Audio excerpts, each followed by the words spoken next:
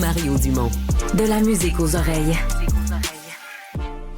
Eh bien, c'est un problème ou un sujet qu'on a abordé à répétition. Qu'est-ce qui se passe avec le hockey au Québec? Même à un moment, François Legault a voulu s'en occuper. Ça n'a pas eu trop de suite. Mais bon, les équipes canadiennes, 100 joueurs québécois. Des fois, il y en a un, des fois, il y en a zéro. On a l'impression générale que le hockey au Québec s'est affaibli. Certains ont la réaction inverse, c'est-à-dire que s'ils veulent plus de nous autres au Canada, on devrait se faire une équipe québécoise. Autant de thèmes qui sont abordés par les auteurs du livre, quelque chose comme une grande équipe, prendre notre sport national au sérieux.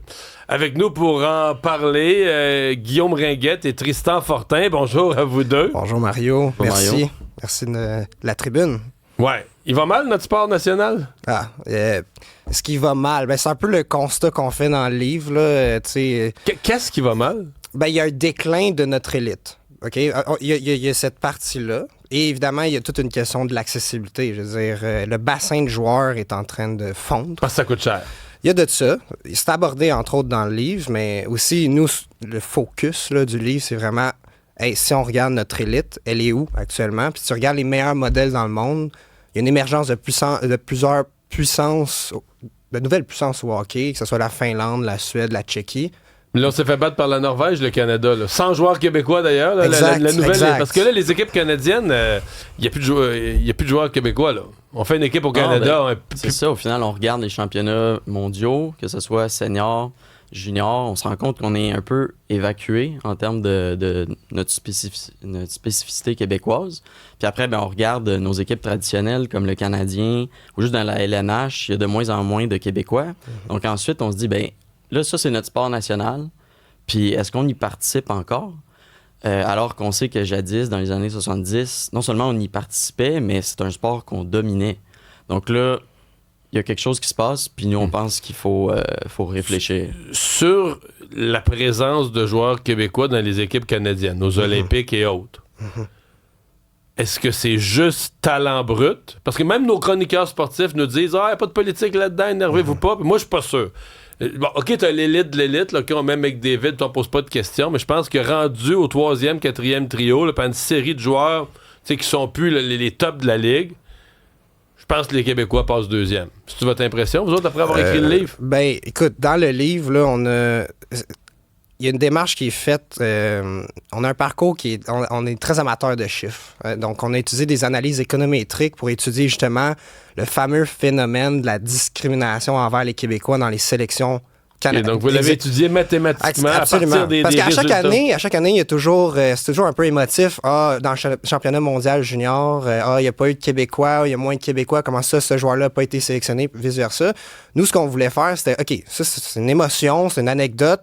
Essayons de le transposer de manière mathématique, statistique. Donc, à partir des résultats des joueurs, des chiffres. À talent égal, à statistique égale, le fait d'être Québécois, dans la LCH, tu as moins de chances de te faire sélectionner par une équipe canadienne pour tout ce qui est championnat avant de te rendre dans la Ligue nationale. Donc, les moins de 17 ans, moins de 18 ans.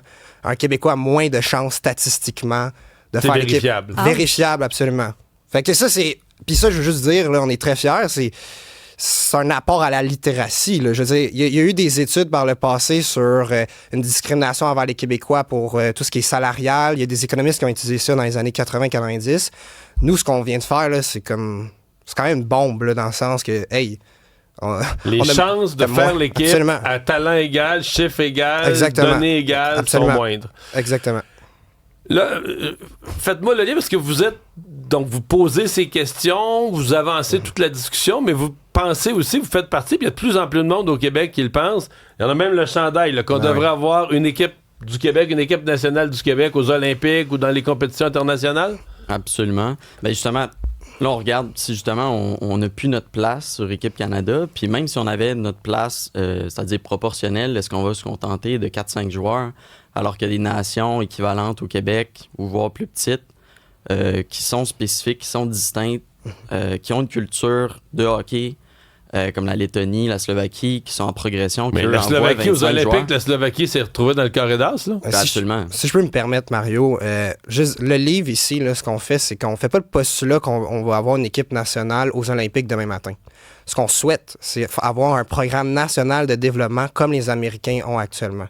Donc, c'est non seulement d'avoir une équipe nationale, mais c'est de prendre notre sport au sérieux, notre sport national au sérieux, puis de s'attaquer à la racine même de comment développer nos meilleurs joueurs.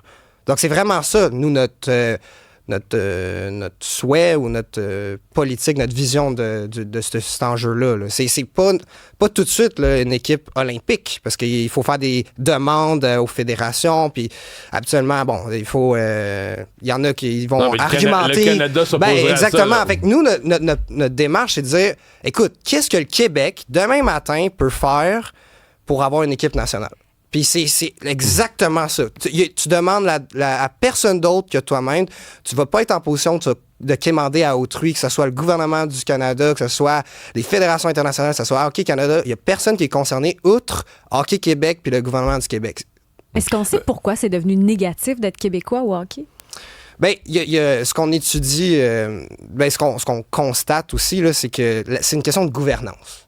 Donc, Hockey Canada, si vous regardez le CA puis les gens qui sont là-dedans... C'est géré à Calgary. C'est un country club très anglophone des provinces de l'Ouest. Puis, veut pas, eux autres, peut-être pas de la mauvaise foi, c'est juste qu'ils vont regarder plus de hockey de leur région. Puis c'est documenté, il y a plein de coachs dans les... Puis un francophone dans la chambre, c'est du trouble. Puis s'il y a deux francophones, ils se parlent entre français entre eux autres, puis ils aiment pas ça. Il y a une historique. Mais là. Ici, la langue, oui. Il y a quelque chose par rapport à la langue, mais c'est bien important que notre travail, c'est par rapport au territoire, au Québec. Donc, c'est vraiment... Nonobstant la langue, c'est vraiment important de spécifier ça. On vient de mentionner, Tristan, les collèges américains. Ça, il y a une transformation qui doit nous faire réfléchir. Parce qu'il y a 20 ans, les joueurs qui sortaient des collèges américains, tu en avais un de temps à autre, mais c'était pas une place pour se développer. On disait qu'ils jouaient pas assez de matchs. Mais là, le fait que les Américains, on prend le football de la NFL, ça passe tout par l'universitaire, c'est comme si tout à coup, c'est des jeunes Québécois qui partent pour aller étudier dans les collèges américains pour augmenter leurs chances de faire la Ligue nationale, en plus d'avoir un diplôme d'un collège américain. On est ailleurs de notre vieille façon de penser. C'est ça, là. il y a un peu un exode là, rendu là. Puis là, c'est à se demander comment est-ce qu'on garde nos talents chez nous, comment est-ce qu'on assure une verticalité du développement, comment est-ce que les jeunes qui se développent ici au hockey mineur, on les conserve après pour leur parcours junior, puis le parachèvement de leur développement. Puis c'est un peu sur la base de la science, finalement, que se basent maintenant les meilleurs modèles, les meilleures méthodes à travers le monde pour le développement du sport. Puis quand je pense au hockey, ça a été prouvé par beaucoup d'experts, puis on parle pas d'experts suédois, là, beaucoup d'experts québécois, canadiens, qui ont trouvé que le hockey c'est un sport à développement tardif, que le multisport c'est important, puis toutes sortes d'autres bonnes pratiques que au Québec, on tarde à peut-être mettre en application. Donc, votre livre, il est sorti aujourd'hui à l'heure où on se parle? Ou il est sorti exactement. Hier, c'était notre lancement. Je tiens quand même juste à dire qu'on a toute une belle équipe qui nous entoure là-dedans. Je pense entre autres à Geneviève Couture qui nous a vraiment aidé pour tout l'événement. Hier, il y avait plus de 200 personnes. Wow! Ouais, c'était vraiment... Un gros lancement. C'était énorme. Puis on a fait ça au Centre Excellence Port-Rousseau. C'était vraiment... c'était chouette de voir... c'est vraiment plaisant de voir tout cet engouement-là. Il y a quelque chose là, à faire. Ouais. Quelque chose comme une grande équipe. Donc, Guillaume Ringuette, Tristan Fortin, les auteurs de ce livre. Merci d'avoir été avec nous ce matin. Bonne chance. Merci, Mario.